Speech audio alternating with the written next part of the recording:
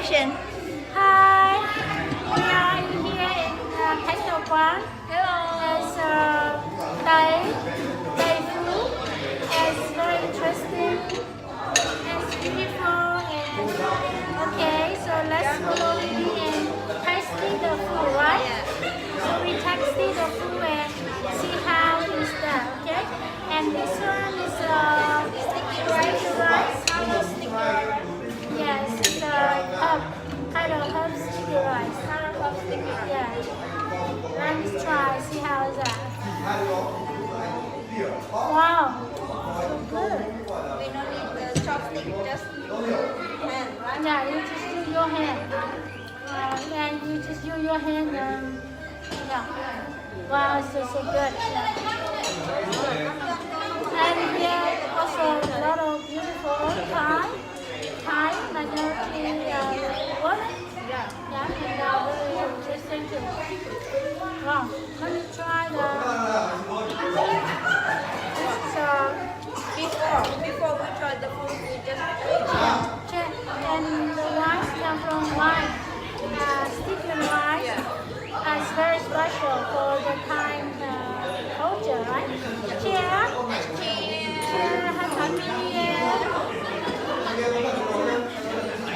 Oh my God, so good. Let's try this one is bamboo shoot. bamboo Bamboo shoot. shoot, but it's gory bamboo shoot, yeah. Gory bamboo shoot, right?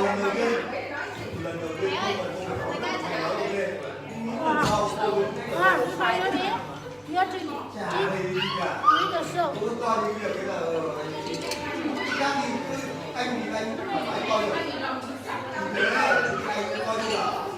coi như là So good. cô của anh là anh cô còn anh còn lại cô được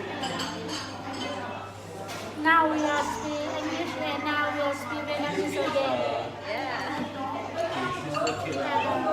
What is this one? Cái này gọi là gì? Thịt băm hả? Thịt kho. It's a sticker. It's a what? Is it? Kho. Thịt kho. Yeah. Thịt kho. It's a kind of pork inside the leaf. Inside the leaf. Yeah. Wow, it's just good smell. Yeah. Nấm à? Nấm à? em không dừng lại với cái 80 triệu Wow. This one is from rau má. This đây là gọi là rau má với cái gì nhỉ? Rau má nục. It's salad. Yeah. It's kind of vegetable from the garden. With salads, right? Yeah, salad. And this also good medicine too, right?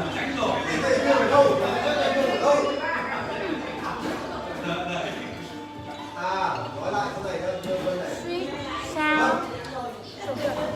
cô sẽ phải mời anh rất là Special. A little bit, don't spicy, huh? Yeah, spicy. Sweet, sour, and spicy. So special, right?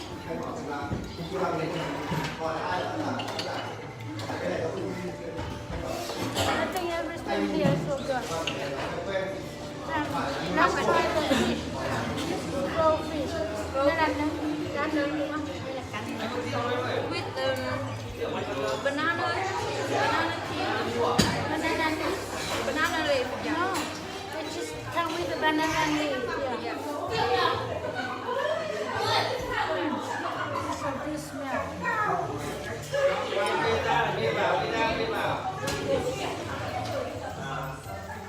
anh dừng lại nếu anh bảo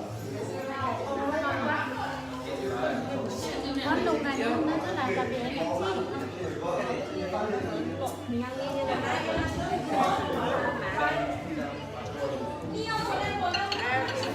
So good.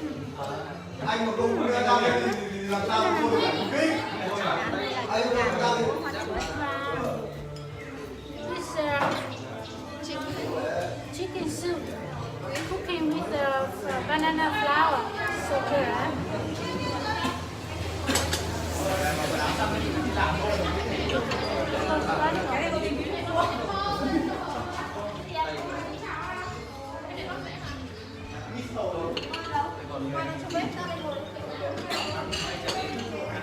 Món này là Cái này chắc phải trồng canh. ăn tinh cái này ăn tinh đồ là xôi này, special á. Em phải đi học. Học nghe là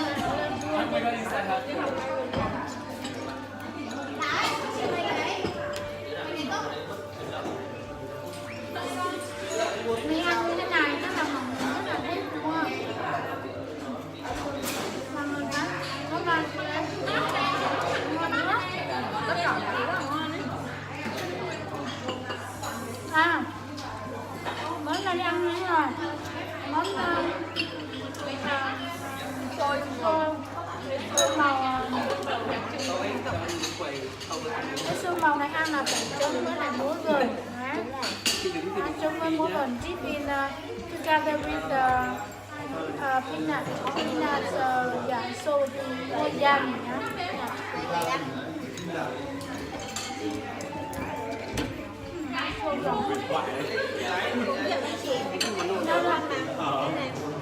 Ra thích cái cho chị có gì?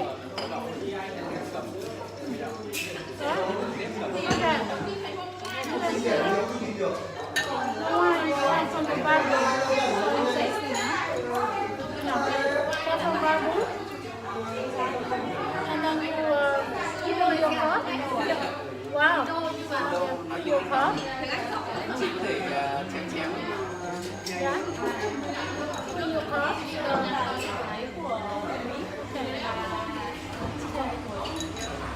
Okay, send me a try here. Right here. Yes, here, here, and Cheers. Cheers. Cheers. We have happy food. It's a Thai restaurant in Lao Cai, Vietnam. Thai Yeah, Thai. Thai Tàu Quán.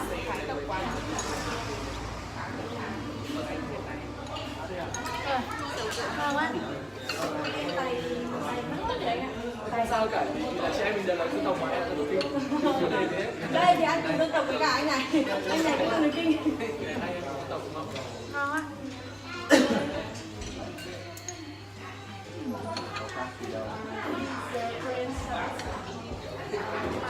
Hôm nào là mình phải làm đầy thấy không biết sao kinh. Cái nào mình nói lên thế nào nhỉ? Tài thái mong rau chứ nhỉ? Rau tài không? Rau tài thái mông kinh hả? Không nào mình được gạ đúng không? Rau, đầy, thái, mông kinh. Thúc đẩy anh nhé. Anh là người ở đâu? I think that many people will feel in a mix here. Vietnamese, English, and Hmong, and other languages as well.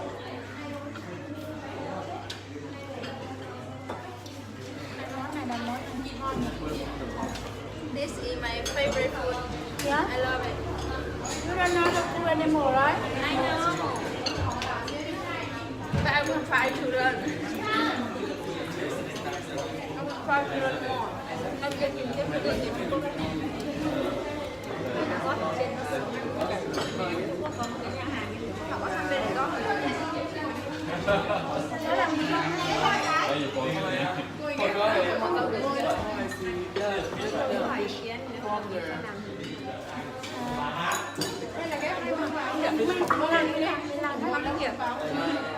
Không bên kia please.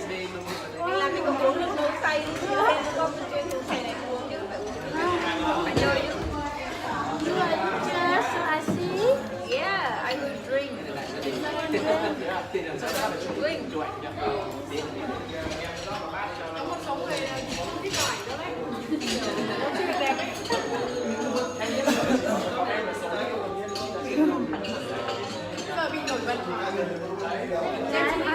Tưởng chồng. Dancing. They're singing.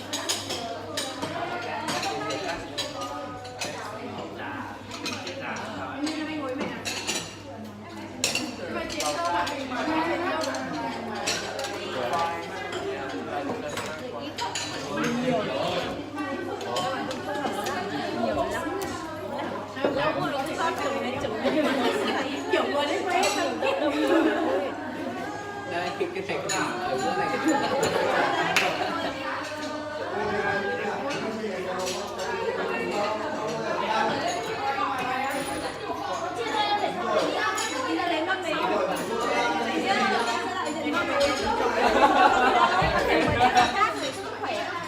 Có thể đứng sang bên này được không?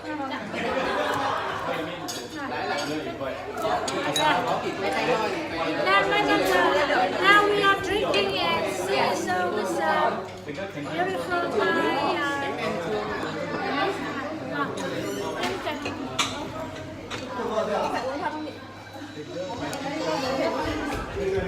One hand one. Rồi.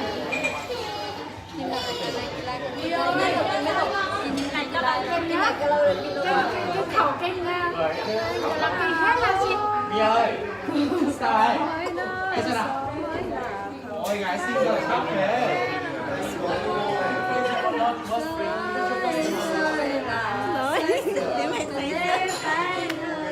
Có uống không ấy? Hay sợ rồi đấy? Uống nhiều và nhớ mình xưa nha.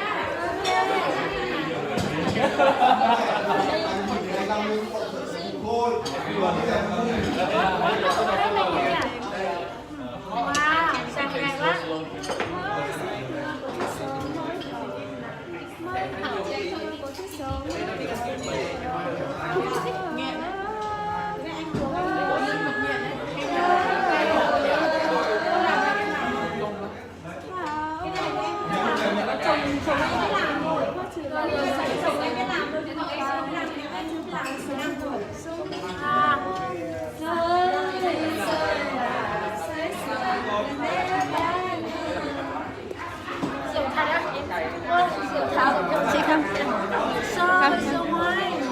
Chị không cần nó xong qua bên cạnh đi. I saw you just drink. I can't drink. Then you chậm sân bay chứ nào? I can't drink but a little bit, not much. Chậm I see you drink and I saw you know how.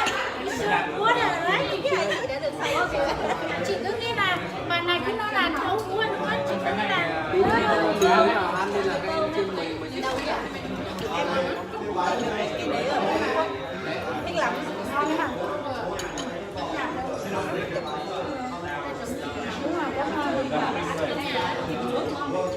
ngon hả?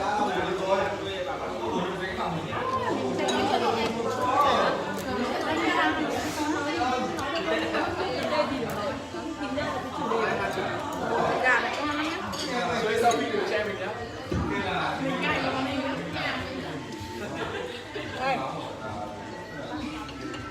Tất cả mọi người không đủ đứng lên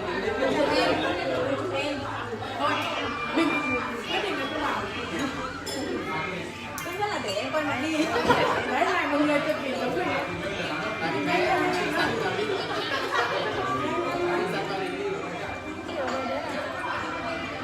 Cho luôn cái vải bằng màu.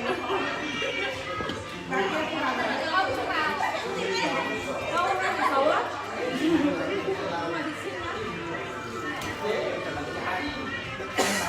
anh ơi, anh đỉnh lên cả lúc Các bạn con trai không rượu cho. đỉnh lên mở ra thì không ra nhiều lắm. Đây là cái lỗ thông hơi rồi. Cải tiến rồi. Cải tiến dần, nâng cấp. Đây là phiên bản update số mấy rồi. Rau má. Rau má. Rau má đi. Rau má. Rau má. Má giống như là má của mình ấy nhỉ? Đúng không? Má của mình ấy đúng không?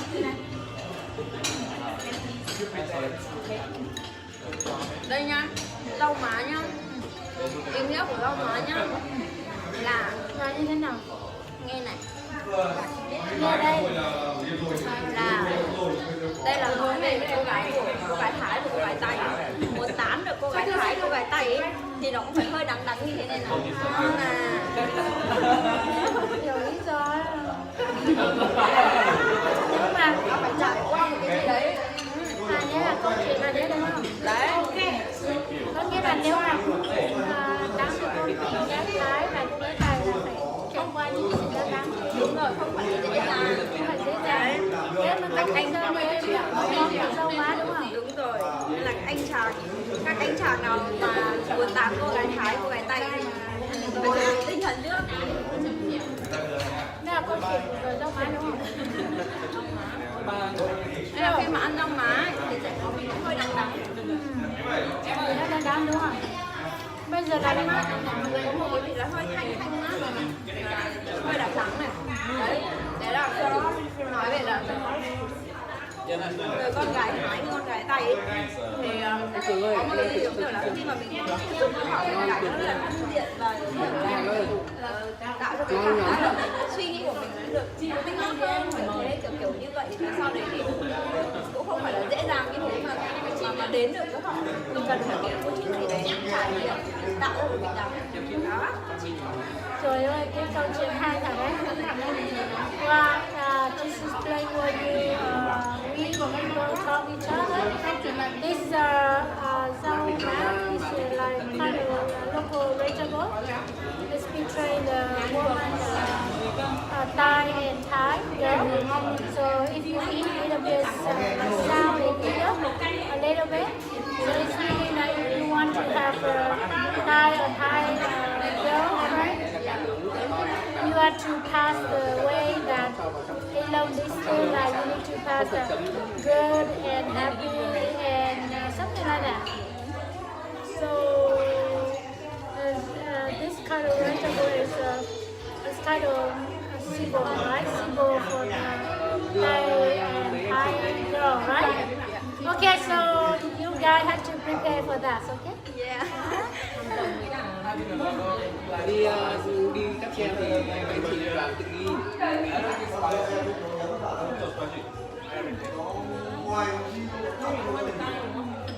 Dạ. Cái chứng tỏ rau má là chứng cho cô gái Thái với lại cô gái Tây nữa. Nếu mà có người yêu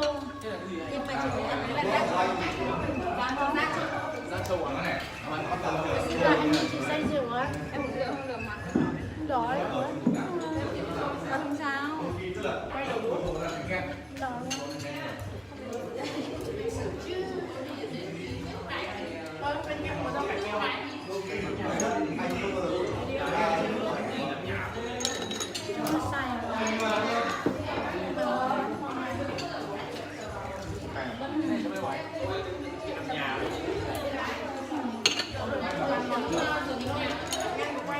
Tôi ăn cái xôi đi, ăn cái xôi đi.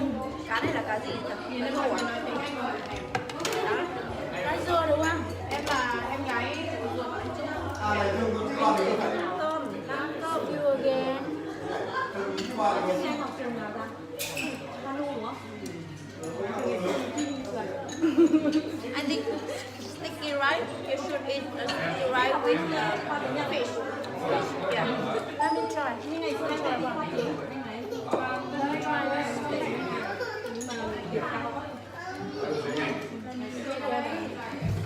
One hand rice, one hand Fish. Thế không?